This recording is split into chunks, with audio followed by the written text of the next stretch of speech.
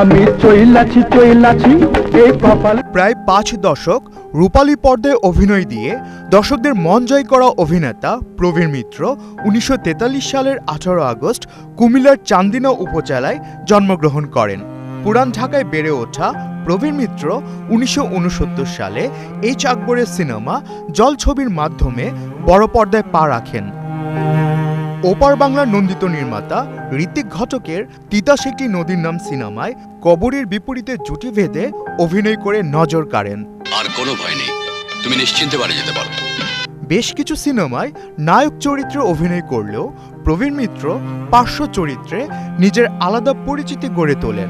বিশাল কর্মপরিধি তাকে কিংবদন্তি বানিয়েছে।